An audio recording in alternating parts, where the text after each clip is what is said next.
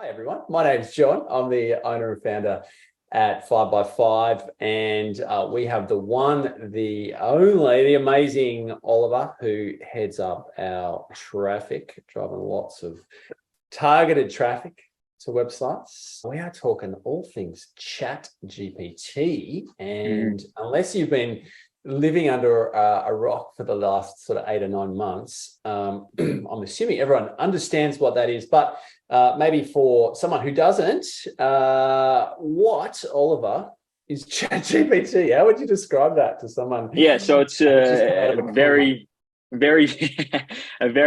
popular AI model. So it's a natural language processing tool, or a language learning model. So an LLM, people refer to it as.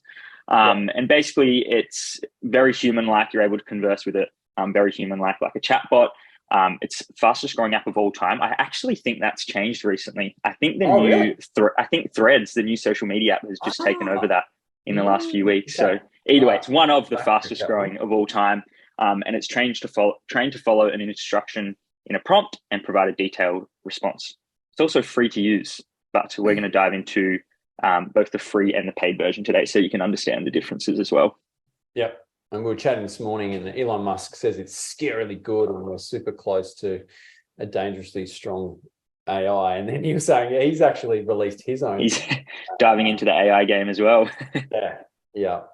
So it's pretty cool. Now, Ollie, do I need to give up my profession as a digital agency owner and pursue maybe my unicycling or my circus career, or have I still got a job?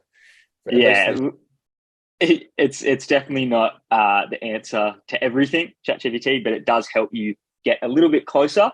But I think you're still in a job for the moment. I don't think it's taken it just yet. That's good. And we thought we'd actually provided like a practical example, and the fact that we're talking to Ollie. Ollie spends his life in the SEO world. How are we as 5x5 like practically using this, and how much of the heavy lifting has it assisted with? Yeah, so we use it for a bunch of different things, but the example today we're using is just creating SEO content. And even with that, it's not doing it straight out the gate and finishing it all for us. We wrote here that it gets us about 50% of the way there, and even that's probably generous. We still need to do lots to get the content to where it needs to be. So when creating the content, we'll help it rewrite the content where appropriate. We rewrite the content where appropriate, because ChatGPT makes many mistakes still. It's not always correct, so you've got to always be fact checking. It actually only knows up until 2021. So anything that's happened in the last couple of years, it doesn't know. So if you're asking it about recent laws or recent regulations or anything like that, it's not going to know any of that stuff. So there still is a lot of human touch that it needs. And even just things like, scanning and optimizing to make sure the keywords are in there, word count and character count. If you ask it how many characters in a sentence, it'll have a stab. It'll try to get it right, but it won't be correct. It's like a really simple thing to do, but it does. Yeah. So obviously we still need to be involved in that. So if someone goes to sign up for a ChatGPT account today, completely free to use, there is they sort of run it as like a, it's cheap as chips. So $20 US, 30 Aussie. We're going to talk about why you may consider actually spending that money. So like, what do you get with the Plus account, Ollie? Yeah.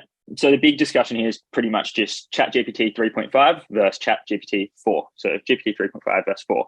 3.5 is obviously the free version. You're using 3.5, correct? Correct. Yeah. So 3.5 is the free version, which has around 175 billion parameters. Yep. Now, for the Plus version, this has around 100 trillion parameters. Yep. So that's the GPT-4, which is 10 times more. So massive amount more. And it's night and day difference. Like if you've used both, I obviously have had extensive experience with both. GPT-4 is much better.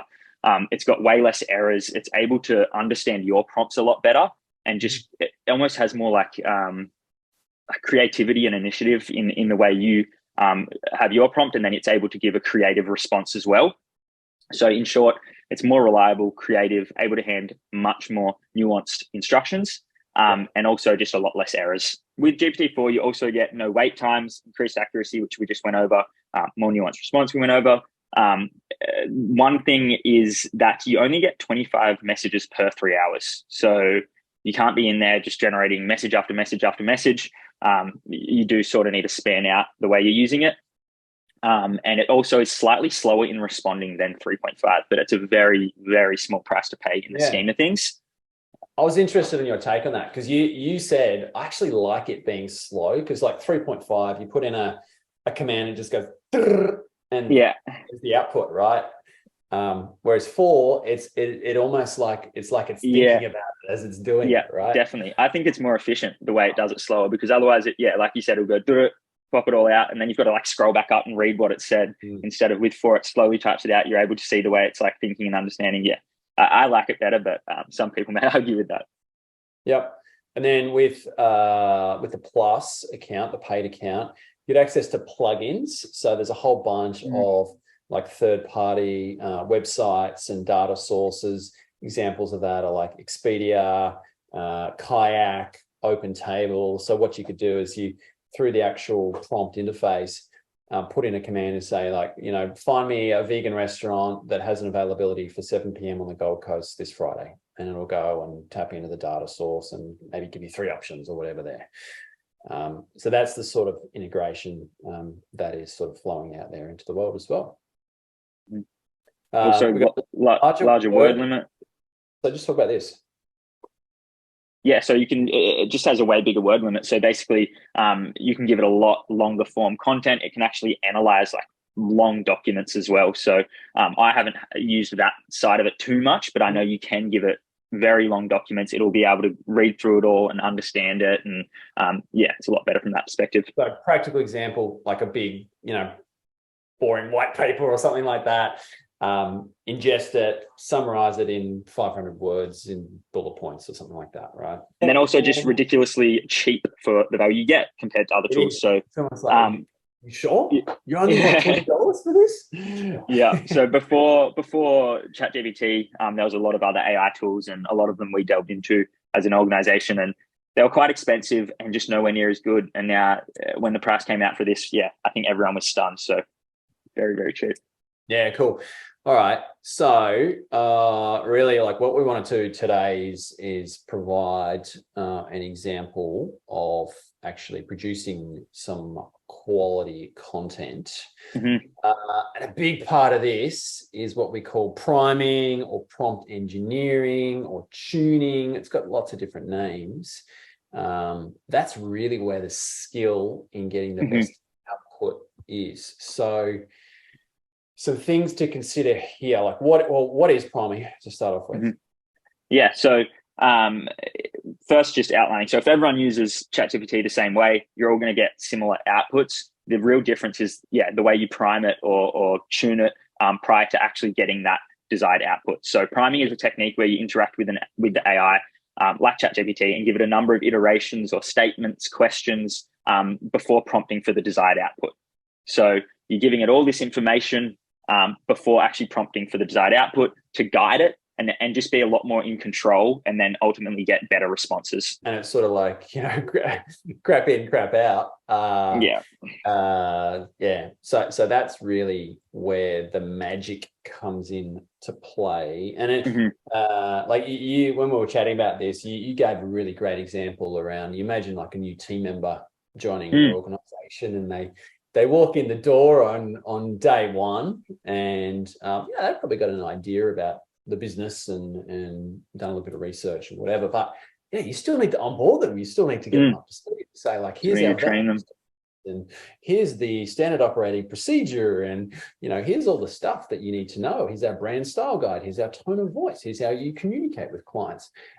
Same deal. Like, it's sort of like briefing the AI on all that sort of stuff through a series of statements. So just creating personas basically is what it is. So you want to create a persona that's basically your new employee in a sense, and you need to train that employee or persona to get the desired output that you want. Love it. All right. So what we might do, we're going to jump in to ChatGPT. So this is what the interface looks like here. Obviously, we're running the paid version, so you can toggle between 3.5 and 4. You see that when you select 4, it does give you information in and around the throttling. So it has a cap of 25 messages every 3 hours. So let's jump into this one here. Oops, sorry. I'm going to zoom right in, just make this big on the screen. So there's a little bit of information here. So talk us through this priming or this prompt engineering and the sort of structure and anatomy of that, Oliver. Cool. Yeah. So I had a little play around yesterday, tried to give a couple examples of how we use it. And some of them are a little bit silly, but the actual concept behind the priming and stuff still stands. So I always like to start with ignore all previous prompts. And that's just, if you're longer down a thread, it's always going to help. But I think it's just best practice. Always start with ignore all previous prompts and then give it a name. So that's the persona. So your name is Matt. So we're telling the AI its name is Matt. And that way we can keep addressing it throughout the thread. So if we're 10 messages down, we can come back and say, thanks, Matt, or hey, Matt, can you do this now? And you're able to keep addressing it. So I always give it a name as well. And then you're describing what you want it to do. So what it is. So you're a copywriting guru that specializes in producing website content that speaks to the target audience. Your focus is to understand the tone of voice and style of writing you're given and use that within your responses. You have 10 plus years experience in the industry. So it's safe to say, you know what you're doing. I always like to give it some experience. It seems weird, but it actually does help. I think it has a bit more confidence when it thinks it's quite experienced. And then also always stating ego, always stating that it's of course going to be reflected in its response. That's an important one, so to make sure it does reflect this sort of stuff when it's responding.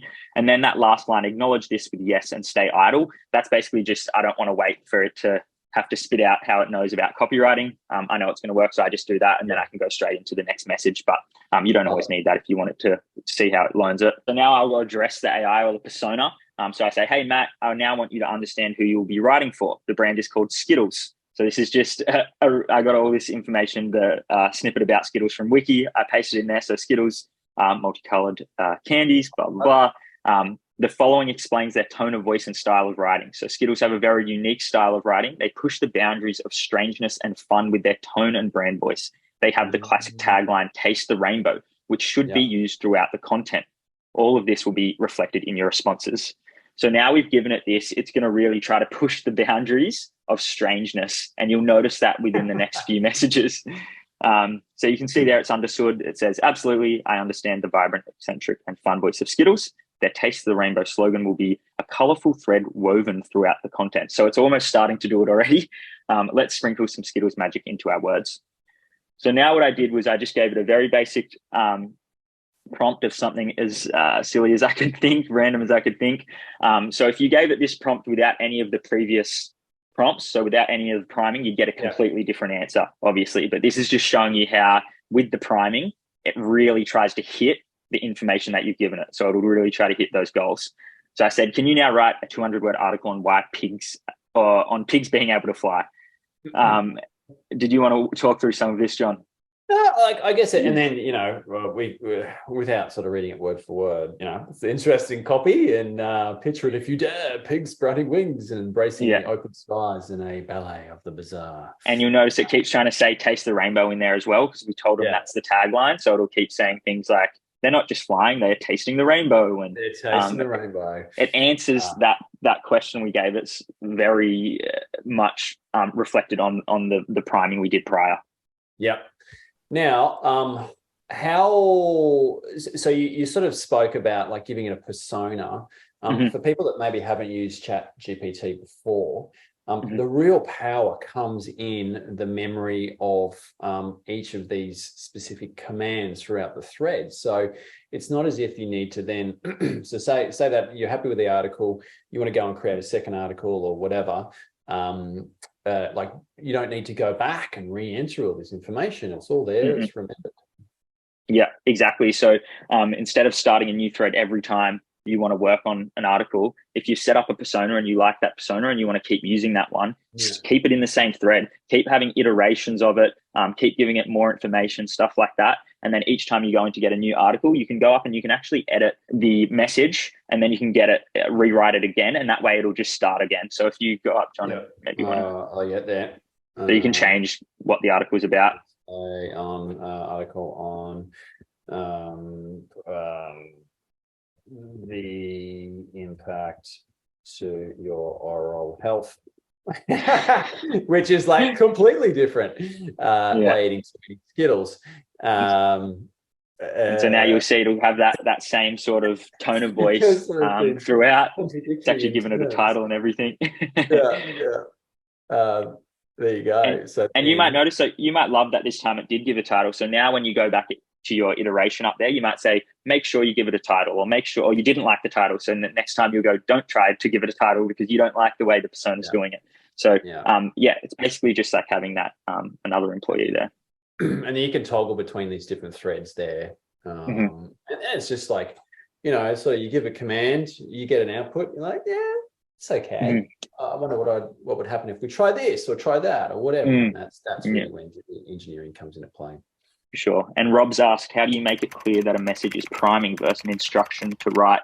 I just say in the tone and sort of the way you're describing it to the AI. So if you say to the AI, your name is, you have experience with, your focus is to write content on, and then just say, make sure this is reflected in your future responses, it'll understand that. And you can see that with this one. So again, gave it that priming. So told it it had 15 years experience in creating compelling content writing for e-commerce businesses. So I made this one very sales orientated. And then you can see there, of course, as Kevin, a seasoned content writing specialist with over 15 years, I'll be glad to assist. So you can see how it understands that. And then it even asks, how may I assist you today? So you can see the way it reacts to an instruction rather than the priming. The second bit of the priming I've given it there is just a little bit more about Kevin. So your tone of voice is very persuasive. You're able to show the users the problem they have and why the product you're pushing can be the solution. So I wanted it to be very salesy almost. And you can see it said, absolutely, it can do that. So what products or services are we showcasing today? So again, it says it understands it, and then it asks you, like, what can I help with, basically? And some random ones there. And you can see there's 2 iterations of that one. So the first one, if you go back to, is just, can you write 5 product descriptions? So it's done toothbrushes, lip balms, drink bottles, houseplants, and chairs. Still probably doesn't have enough information because when it's trying to write the toothbrushes, it doesn't know what sort to sell on. So it's talking about them being ultra clean, but then it talks about eco-friendly, and that's why the second iteration I changed it. Direction. Yeah, to just be bamboo toothbrushes. So bamboo toothbrushes. So now you got to really give it the information it needs, and then now it's able to sell it a little bit better because it knows what it's trying to sell. And then we had this one here for Big Gary. Similar to the first one where at the start I was saying it was very knowledgeable. So it's an environmental scientist that writes for magazines and stuff like that. But then when we get a little bit down, I also told it that it needed to have puns in its writing in the future. So I said, you're super bubbly. Love it.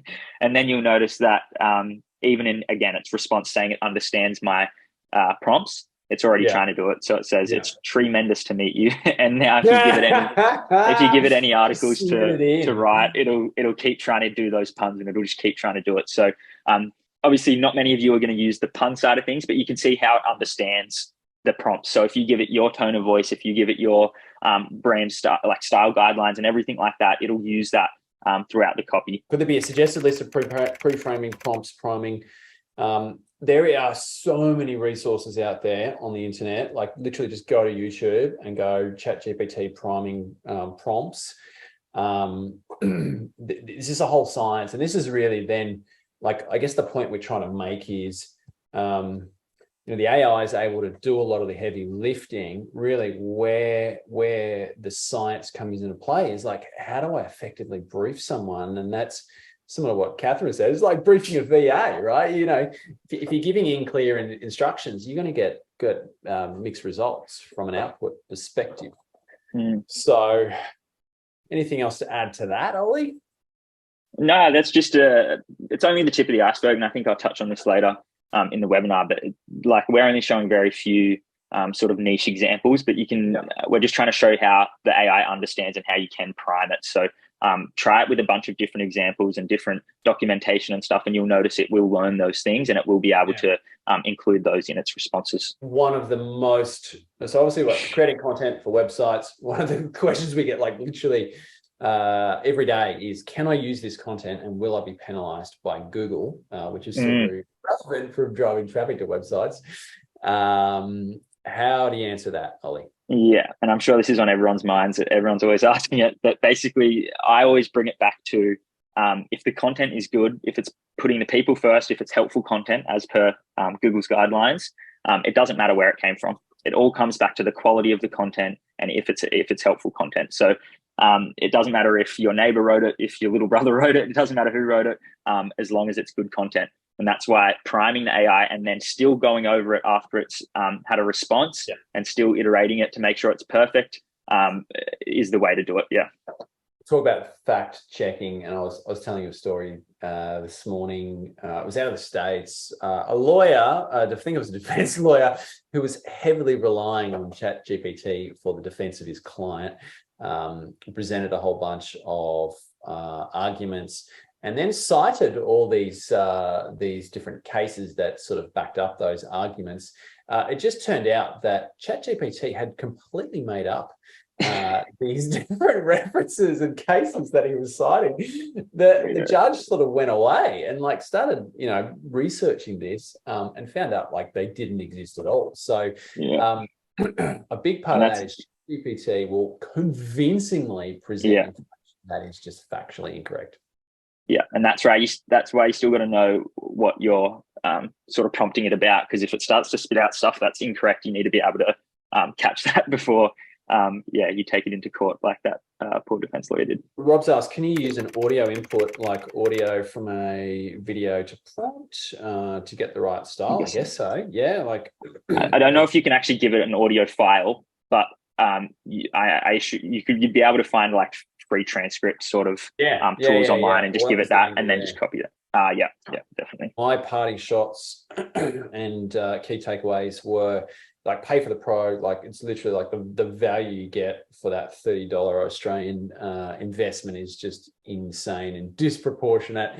The way that I've sort of kept up to speed on this is through LinkedIn, through Instagram, I've got a couple of WhatsApp threads through some business groups that I'm involved in, and like they are just a tsunami of information. So obviously, just stay abreast, keep your finger on the pulse. It is changing so rapidly. I was watching a Gary V video, and he was sort of making the analogy around, like when the tractor was invented, or all the farmers were, convinced this was going to be the end of farming, but farming evolved and iterated, and people learned how to drive tractors and all that sort of stuff. And the same thing is going to happen with AI, like certain tasks going to be done away with. But really, it's like things are moving quick, and you've got to keep your finger on the pulse and see how you can utilize these tools and adapt. What about you, Ollie? Yeah, so don't be scared of AI, but also don't put all of your trust into it. So similar to what John said, make sure you're staying on top of it and using it and getting to know it, but also don't end up like the poor lawyer in New York that put a little bit too much trust in it. Keep tweaking, iterating, and updating your personas till you get it right. So I sort of touched on that when we were going over the live examples.